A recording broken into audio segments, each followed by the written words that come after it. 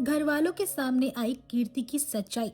दोस्तों, अनुपमा सीरियल का आज का एपिसोड काफी धमाकेदार होगा, जहां हमें पहले देखने को मिलता है किस तरीके से अनुपमा कीर्ति को बातों में फंसाती है।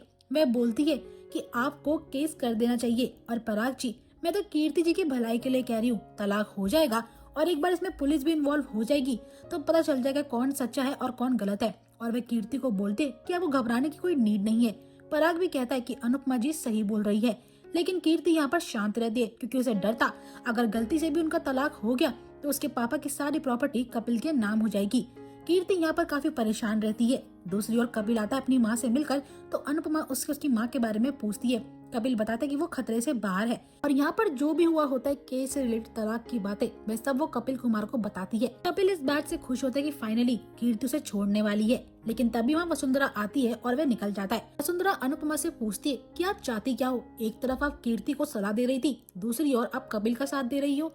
यहाँ पर अनुपमा कहती है कि मैं सिर्फ सच का साथ दे रही हूँ, लेकिन आपको आपके दामाद पर भी एक बार भरोसा करना चाहिए। वसुंधरा कहती है कि कपिल की असलियत मैं जानती हूँ, वो बिल्कुल भी ठीक नहीं है, लेकिन अनुपमा कहती है कि आप अपनी भांजी पर कैसे भरोसा कर सकती हो जबकि उसके माँ बाप भी उस पर भरोसा नहीं करते हैं। वसुंधरा को गुस्सा आता और कहती है कि मेरे घर में क्या फैसला लेना है मुझे, ये मैं डिसाइड करूंगी, ना कि आप। और अनुपमा को ऐसा कहकर वे चुप करा देती है। दूसरी ओर अनुपमा को इस बात की फिक्र हो रही होती है कि कैसे भी करके बस कपिल को इंसाफ मिल जाए। अब यहाँ पर पारितोष जो होता है अपनी एक डील क्रैक कर रहा होता है। हमेशा की तरह राजा आता है और वह डील भी फ्लॉप हो जाती है, लेकिन जो उसकी पहले की डील थी वो क्लियर हो जाती है। यहाँ पारितोष और राजा जो होते हैं काम के लिए निकल जाते हैं। बापूजी सोचते हैं कि आजकल के लोग तो न बड़ों पर भरोसा कर पाते हैं और न छोटों पर, लेकिन मेरी बेटी अनुपमा हर किसी पर भरोसा करती है। मेरी बेटी अनुपमा बहुत अच्छी है, बस उसके जीवन में और कोई मुसीबत ना आए। दूसरी ओर अनुपमा जो होती है वो राही के लिए ब्रेकफास्ट बना रही होती है। इस बार वह नेट पर देखकर कुछ न्यू डिश ट्राई करती है और नेट पे देखते देखते हुए सब्जियां भी काटती, खाना भी बनाती है। उसी वक्त वहाँ राही आती है तो वह राही से इंग्लिश में बात करती है। राही पूछती है कि वाह मम्मी, आप तो बड़ी अच्छी इंग्लिश बोल रही हो। और यहाँ पर अनुपमा बताती है कि मैं इंग्लिश में देखकर कुछ ट्राई करा है ब्रेकफास्ट, होप तेरे को पसंद आए। यहाँ पर राही बोलती कि माँ, अगर आपको इन सब चीजों का बहुत शौक है, नाचने का और कुकिंग का, तो आपको अनु की रसोई फिर से शुरू करनी चाहिए, मतलब कि यूट्यूब पर अपना चैनल खोलना चाहिए। अनुपमा सोचती है कि मैं कहाँ कुछ कर पाऊंगी, अब तो उम्र हो चुकी है, लेकिन राही जो होती है अनुपमा का हौसला बढ़ाती है, अनु की रसोई खोलने का एक सुझाव देती है। दूसरी ओर देखने को मिलता है जहाँ पर कि कीर्ति जो होती है इस बात से बिल्कुल इनकार करती कि वह कपिल को डाइवोर्स नहीं देगी। कपिल कहता है कि मैं तुम्हारे आगे हाथ जोड़ता हूँ, प्लीज मुझे तलाक दे दो, मुझे इस रिश्ते से छुटकारा चाहिए, सुकून चाहिए। कीर्ति बोलती तुम्हारी हिम्मत भी कैसे हुई? तुम तो जानते हो ना, अगर तुम मुझसे अलग हो गए तो मेरी सारी प्रॉपर्टी तुम्हारे नाम हो जाएगी और मैं तुम्हें तलाक नहीं दे सकती हूँ। कपिल कहता है कि मुझे सुकून चाहिए, प्लीज मेरी बात सुन लो। लेकिन कीर्ति कहती है कि अब मैं ऐसा ड्रामा करूंगी जिससे कि बाहर सभी लोग तुम्हें मारेंगे, तुम्हें जेल तक भिजवा देंगे और तलाक तो तुम्हें कभी मिलेगा भी नहीं। यहाँ पर कपिल कहता है कि कीर्ति मुझे माफ कर दो, लेकिन अपने आप को नुकसान मत पहुंचाओ। कीर्ति अपने सर पर चोट भी लगा लेती है। कपिल बेचारा बेतहाशा हो जाता है और कहता है कि तुम जो बोलोगे मैं वो करने को तैयार हूँ। उसके पैर तक पड़ता है।